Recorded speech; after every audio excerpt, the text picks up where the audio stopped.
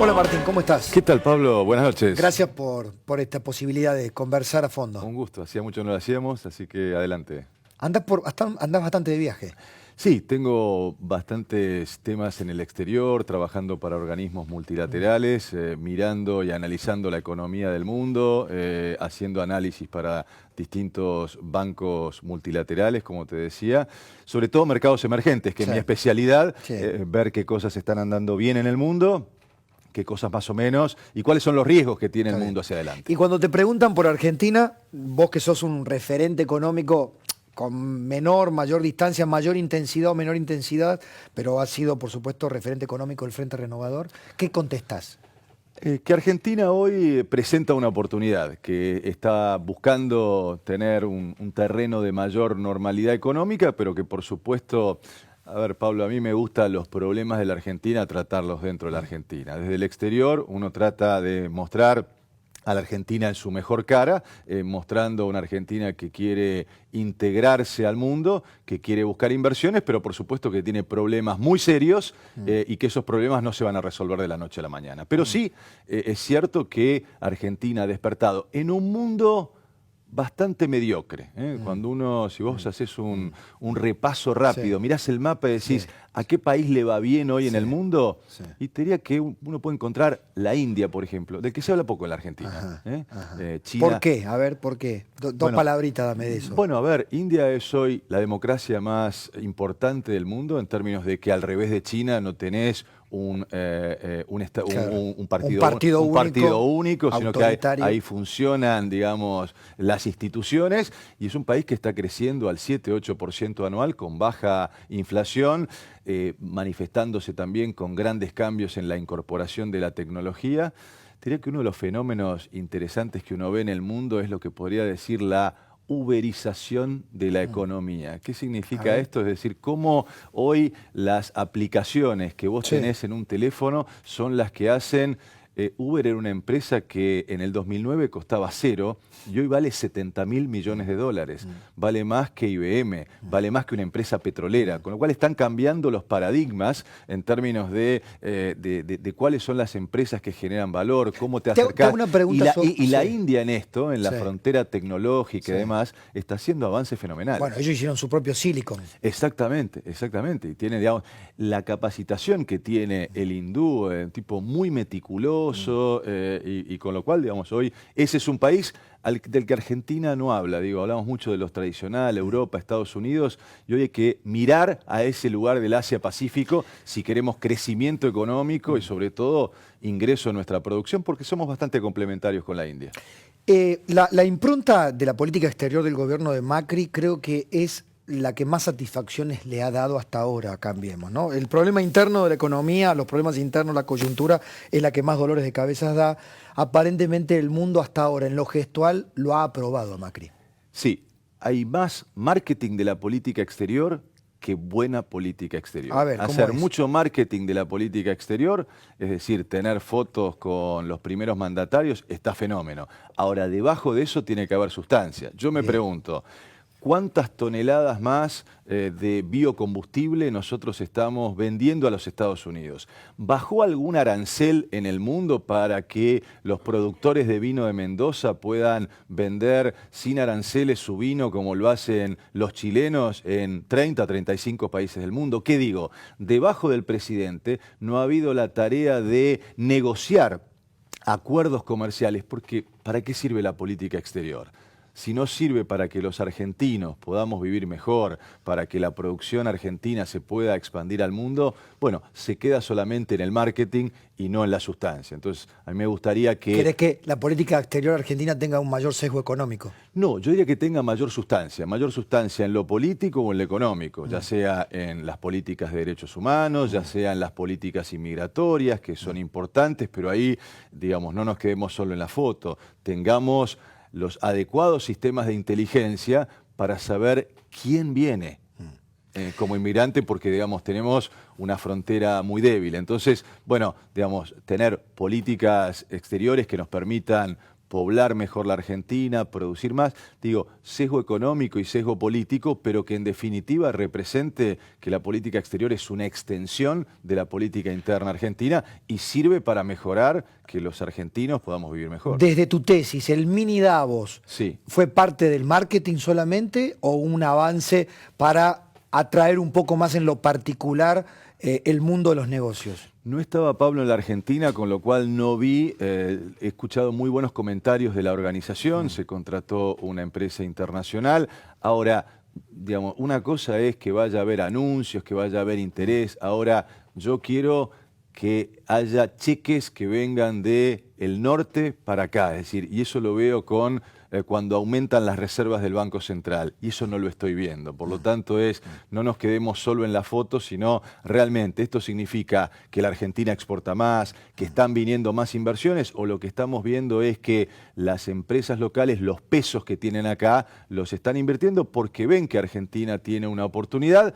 Y yo diría, bueno, ahora vamos a hablar un poco más de la política económica, pero para ver si salimos del fondo de la tabla, yo creo que Argentina está hoy para jugar, para pelear los primeros puestos. Ahí va, vamos llegando a la política económica dura y pura despacito. Cuando uno de estos principales CEOs que vinieron a la Argentina vuelve y le comenta al comité de inversiones, la Argentina parece que esta vez o ha vuelto a estar entre, digamos, puede estar en nuestro GPS. Exacto. Se reúne, quiero que me expliques eso para poder graficar cuáles son los pasos. Claro. No es un CEO que dice, che, me gustó la Argentina, vamos y apostemos. Exacto. No se apuesta. No. Acá no hay apuestas, No, hay supuesto. decisiones de inversión. Por supuesto. Un comité de inversión que evalúa para decir, vamos a hundir capital en ese país. Bueno, primero evalúa el horizonte que tiene, es decir, que, digamos, qué perspectivas tiene de crecimiento de ese mercado. Digamos, primero lo que va a mirar Pablo es, ¿hay consumo interno en la Argentina? ¿Lo que vende? ¿Lo puedo vender en la Argentina? ¿Qué plataforma tengo para producir a una escala que me permita tener costos razonables? ¿Tengo predictibilidad en términos de costos hacia adelante? ¿Sé cuánto voy a pagar de costos laborales el año que viene? ¿Cuánto va a estar la tasa de interés? ¿Cómo van a ser los impuestos? Mientras el gobierno no dé una perspectiva, una trayectoria de estas principales variables, es muy difícil que alguien pueda hacer un análisis de costos y un análisis de rentabilidad. Hablando con el ministro de la Producción, con Francisco Cabrera, y con cualquier ministro, te dicen, sí, el costo de logística en la Argentina es terrible. Ahí está el ministro Dietrich tratando de inyectar obra pública para, no sé, la Ruta 34, que trae la producción del norte, de Tucumán, al puerto, que alguna vez se convierte en una ruta no de la muerte, donde los camiones verdaderamente son un peligro. Bueno, el costo de logística es terrible, el costo del capital todavía sigue siendo alto. ¿Las metas de inflación que presenta el presidente del Banco Central sirven para darle esa certidumbre que un inversor necesita? Bueno, está planteando una trayectoria y eso está bueno, porque lo que estaría bueno es que todos los que tienen responsabilidad de ciertas variables, vos mencionabas en tu editorial el gasto público. Sí. El gasto público tenemos meses que ha crecido al 22%, si uno mira los primeros 8 o 9 meses de gestión, y otros meses como el mes de agosto que ha crecido al 38%. Entonces, por lo menos el presidente del Banco Central está planteando una trayectoria de lo que va a hacer con la política monetaria, una trayectoria también muy importante. Esto ha ganado independencia al Banco Central porque le está diciendo, yo el cheque que te voy a dar este año va a ser el mismo del año pasado. Es decir, el cheque que le da la tesorería ya no funciona más como un chepibe en donde el presidente de la República, el ministro de Economía, le dice, che, necesito tanta plata, y ahí va el directorio. Ha planteado un sendero y son 160.000 millones de pesos los que le está transfiriendo, que es el mismo monto nominal, con lo cual con inflación en términos reales tenés mucho menos, y lo que se ve es que por lo menos hay una visión de a la parte monetaria darle un horizonte. Yo espero que al presidente del Banco Central y a su directorio lo acompañen las variables fiscales, es también que nos den un horizonte en materia de gasto público y también en materias de políticas de ingresos, es decir, en materia de políticas de precios, de salarios, en materia de políticas de competencia, es decir, el objetivo de una inflación del 17% debe ser del presidente del Banco Central, pero debe ser de todo el gobierno. Con el Banco Central solo no alcanza. Con lo cual me estás diciendo que hasta ahora el único que ha hecho los deberes relativamente prolijos es el presidente del Banco Central. No, yo no haría cosas a las personas. Lo que digo Bueno, sería muy importante que todas Martín, las políticas... olvidemos las personas. Perfecto. Tenés el presidente del Banco Central y después tenés un equipo económico que no es Alfonso solamente. Por supuesto. Hay que conocer perfectamente. Sí, claro. Es Alfonso, más Francisco Cabrera, más Aranguren, más Rogelio Frigerio como economista. Es decir, ahí está... Más Burjail, el ministro de Agricultura. Ministro de Agricultura, Carlos Melconian anda en el Banco Nación. Digamos, eso está hecho adrede, es un equipo. A ese equipo le falta marcar el trazo de la previsibilidad. ¿Eso estás planteando? Cada uno debe plantear una trayectoria de las variables que maneja por lo menos a 1 o 2 años vista. Y vayamos con el tema fiscal, por ejemplo. El mismo ministro de Economía o ministro de Hacienda había planteado a principio de año una trayectoria en donde el déficit para el año que viene, el déficit primario iba a ser 3,3 puntos del producto. En este presupuesto que presenta hace 15 días es 4,2 puntos del producto. Sí, yo lo escuché decir a Rogelio Frigerio que eso era bajar el déficit. Dice, estamos a fin de año vamos a cumplir bajando el gasto y bajando el déficit. A mí no me sonó. Digo, no es lo que me están diciendo otros economistas. En realidad el déficit no ha bajado, el déficit de este año. Todo depende, siempre los economistas podemos ver qué estamos comparando, ¿eh? Si estamos comparando cosas que son análogas. Pero yo de buena fe como ciudadano quiero la etapa en donde se comparaban peras con melones, manzanas, ya pasó. No, si comparás peras con peras, el déficit es levemente creciente con respecto al año pasado y lo que ha planteado es una trayectoria que es distinta de la misma que se habían planteado en enero estas autoridades, que dijeron vamos a llegar a equilibrio presupuestario al fin del mandato y ahora esa visión de llegar a equilibrio presupuestario está muy en duda, con lo cual Argentina puede caer en el modelo de endeudamiento, digamos, la ventaja que el mundo hoy tiene, el costo de la plata está por el piso. Hay mucha plata dando vuelta en el mundo y Argentina ofrece una tasa de interés atractiva, por lo tanto hoy no le faltan dólares a la Argentina, pero cuidado entonces que con este modelo de endeudamiento y financiamiento con crédito lo que tenés es muchos dólares financieros que generan atraso cambiario. Te lo voy a preguntar directamente.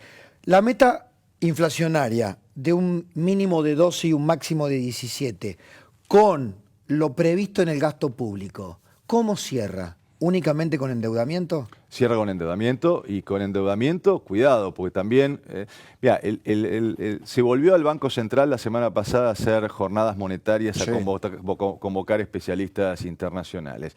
Y digo, más allá de que yo haya dicho con la tasa de interés solo, con un instrumento solo no se puede controlar la inflación porque es un fenómeno multicausal, voy a tomar de otros distinguidos colegas. Guillermo Calvo dice, si se logra que el presidente de la República logre que la pauta salarial del sector público esté en un 21%, entonces sí se va a poder cumplir una meta de inflación de esa naturaleza.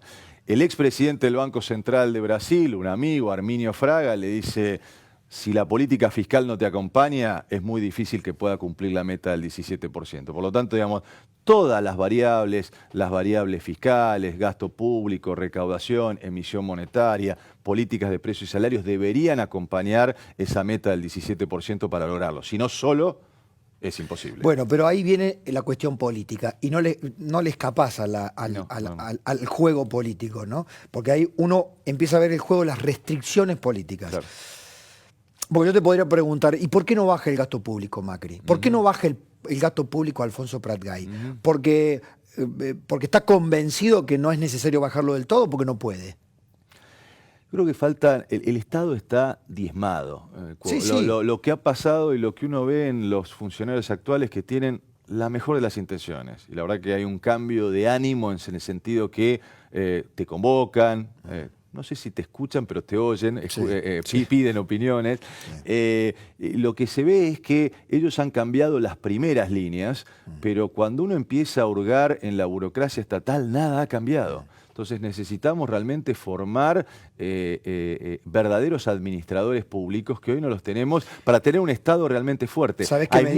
Hay mucho gasto que se va en cualquier cosa, pero eso hay que tener muy buena gente y en muchos casos, digo, y esto tiene puntos positivos y negativos. El presidente de la República ha traído mucha gente del sector privado. Dice, quiere renovar la política. Eso está bueno traer. Ahora, no es lo mismo manejar una empresa que manejar la administración pública. Ya lo demostró Aranguren. Exactamente. Ya lo demostró Aranguren. Entonces, bueno, digamos, en muchos casos uno tiene grandes expectativas porque decís, son todos tipos que vienen de la gestión y por lo tanto deberían hacer una gestión exitosa. Pero al no ir con equipos o al no formar gente, lo que tenés es un Estado que nos va a llevar mucho reconstruirlo para que gastemos mejor, para que gastemos de forma eficiente, para que el gasto social llegue a donde tiene que llegar y no sea despilfarrado. Cuando hablaba con un alto funcionario del gobierno me dijo, hablando de esto, ¿es posible o no es posible bajar el gasto público? Porque lo primero que es bajar el gasto público, echemos a tantos empleados públicos. Se sabe que no, hoy tenés un paro de ATE, claro. Ya con 10.000, es más, ha dicho Godoy, el titular de ATE, hacen falta más empleados públicos. Bueno, un Estado sobredimensionado. Por eso trataba de plantear si la Argentina alguna vez se podrá dar un debate serio sobre el tipo de Estado que se necesita. Correcto. Para no entrar otra vez en los barquinazos de estos quieren destruir el Estado y dejarlo chico, inexistente, y estos otros... Sí. No son los extremos, ¿no? Ya los probamos a los extremos y fracasaron ambos. Así ¿no? es. Yo digo, la oportunidad magnífica. ¿Crees que el Frente Renovador puede dar ese debate? Digamos, ¿está dispuesto Sergio Massa? Sí. Yo estoy convencido que la Argentina lo tiene que dar, no solamente el Frente Renovador, pero por supuesto en donde tenés a hombres como Labaña, como La Sota, son todos hombres de Estado, ¿no? Que han tenido la capacidad de saber gestionar, que han sido eficientes, que saben cuáles son las palancas que hay que mover en el sector. Sí, lo que pasa es que este señor que... a ver, te miro la cámara. Sergio, te estoy esperando acá para que vengas. Entonces, me prometió que iba a venir hace un montón de tiempo. Hoy está en Colombia, así que sí, no, está. Ya sé, porque se lo van a grabar y se lo van a decir después. Digo, tiene una responsabilidad no menor. Sergio Massa hoy se ha convertido en la referencia sana de un peronismo insano. Me salió una frase media filosófica, pero creo que es así. Hay un peronismo que huye del kirchnerismo, está tratando de encontrar referentes propios, Diego Bocio, Urtubey, no sé, pueden danzar los nombres, Schiaretti, pero indudablemente Sergio Massa, en Mendoza, por ejemplo, muchos del Frente para la Victoria fueron en Massa a Massa. Ahora, y tiene una ascendencia importante, por ejemplo, en la CGT unificada. Cuando vos me decís que un tipo del Banco Central de Brasil, el ex titular del Banco Central de Brasil, dice que si el gobierno puede manejar unas paritarias relativamente lógicas, hay una corresponsabilidad. Yo lo escuché a Sergio decir, el paro no es la mejor vía. Correcto. ¿No? Digo, ¿se puede lograr un entendimiento político convocando a los gremios y decirles, señores, estamos en el momento crucial? Saquemos de la batalla electoral 2017 la puja paritaria, porque si no, podemos hacer malos negocios. Hay que dar respuestas sobre este año. La caída del salario real fue estrepitosa. Sí. Digo, la caída que hemos tenido del consumo fue por... diría, una mala política económica para bajar la inflación. Hubo la idea de bajar la inflación con recesión y cuando uno mira los números en términos de caída del salario real, tiene una pérdida de 10 puntos porcentuales. Entonces la discusión de acá a fin de año me parece importante para, si se quiere mirar hacia adelante, es cómo compensamos... ¿Y vos reabrís paritaria? No reabriría paritaria, pero sí pensemos en algún bono de fin de año, claro, en donde haya capacidad de los trabajadores de recuperar lo que han perdido. Tal cual. Y ahí, bueno, sí podés pensar en que el Estado pueda poner un poco, en términos de alguna reducción transitoria de impuestos, es decir, propuestas que sean muy profesionales, pero que digan, acá hay un problema. La política económica causó una caída del salario real, ¿cómo lo recomponemos? Y entonces sí miramos para adelante en términos de cuáles son las expectativas de tener una inflación de menos de un 20%. Vamos cerrando el círculo de la conversación. Planteamos gasto público y ahora planteo presión impositiva. Sí, si claro, por un lado le pedimos al gobierno, baje el gasto público, el gobierno, y a la vez le digo o le decimos, pero también bájeme la presión impositiva porque es asfixiante. Así es, la más alta de la historia. La más alta de la historia, y hoy estaba viendo el costo laboral, digamos, los impuestos al trabajo en América Latina son los más altos. Son los más altos. Y el gobierno dice, perfecto, pues si tengo que bajar el gasto público y a la vez bajo la presión tributaria, ¿con qué compenso? ¿Cómo bajarías la presión tributaria hoy cuando el gobierno ha admitido que, por ejemplo, la reforma en la escala de ganancias no puede ser de la magnitud de lo prometido electoralmente? Hay que tomar cuáles son los principales impuestos distorsivos que hoy hay en la Argentina. Por ejemplo, el impuesto al cheque. Entonces, uno tiene que pensar en que el impuesto al cheque, sin eliminarse, puede tomarse como parte de pago de algún otro impuesto. Como, por ejemplo, si uno quiere blanquear la economía, es tomarlo como parte de pago el impuesto a las ganancias, o tomarlo quizás como parte de pago de aportes patronales, es decir, tomarlo a cuenta que permita ir en el tiempo sacando impuestos distorsivos, pero ¿qué hay que hacer? El gran tema que no se ha planteado, porque mucho se habla de pobreza cero, a mí me gustaría un programa económico que tenga inclusión social, que busque que el 33% de los trabajadores argentinos que hoy están en el sector informal, ¿cómo los formalizamos? Y los tenemos que formalizar generando incentivos a las empresas a que puedan captarlos, a que puedan darle cobertura social y para esto, digamos, nuevos trabajadores que se incorporen y bajarle impuestos distorsivos o tomarlos a cuenta, en mi juicio es el camino para ir bajando la presión impositiva donde más le está doliendo a la inversión. En esa misma línea yo rescaté y lo guardé ahí en un cofrecito una palabra del gobernador Schiaretti que varias veces, y creo que se ha puesto de acuerdo, al menos en el planteo con algunos otros gobernadores de la región centro, el impuesto a los ingresos brutos se transforman en verdaderas aduanas provinciales. Así es. Y hay una propuesta dando vuelta allí, una idea de convertirlo en un IVA provincial. Exactamente. ¿Te parece viable? O un impuesto a las ventas. Sí, tiene que estar, para que no esté duplicado con el impuesto al valor agregado nacional, hay que generar una compatibilización entre nación y provincias para no tener un IVA de 27% claro, para quien está en la provincia de Buenos Aires o en la provincia de Córdoba. Con lo cual, digo, un impuesto a las ventas, como tienen también los distintos estados de los Estados Unidos, digamos, un impuesto a los ingresos brutos es lo más antieconómico, es lo más antiinversión, porque está tomando la primera línea, digamos, no toma no favorece la eficiencia de las empresas, no genera ningún incentivo para invertir. Con lo cual, digo, ese esquema, compatibilizando con un IVA nacional, es un camino interesante para transitar. Con lo cual vos decís, en esta situación así complicada, inestable, explosiva en términos de que tenés presiones por todos lados, igual se podría armar una reforma fiscal interesante. Sí. No se podría, se debe hacer una reforma fiscal. Yo escucho a los políticos y a los economistas decir la reforma tributaria en la Argentina y no se hace. No se hace. Tenemos que empezar, digamos, por lo menos, como te digo, el camino de empezar tomando cuáles son los impuestos distorsivos y generar este esquema, cambiando también impuestos distorsivos, impuesto al cheque, ingresos brutos, pero claramente en este esquema en donde vamos a tener muchos dólares, donde probablemente el tipo de cambio, o te diría ya como analista económico, veo al tipo de cambio que crece menos que la tasa de inflación, con lo cual tenemos problemas de costos, hay que mirar a la estructura de costos. ¿Cuál es el costo que el Estado le genera al sector privado y trabajar en reformas en términos de bajar los costos de logística, bajar costos impositivos, bajar costos financieros, de manera tal de que el tipo de cambio real, bajar aranceles en el exterior, tener una política externa que lance la producción. Ahí se une con lo primero que decía. Exactamente, que lance a la Argentina al mundo y entonces sí podés tener un esquema de mayor inversión y de generación de empleo. Por último, Martín, el blanqueo. Sí. Se prendieron luces amarillas. Así es.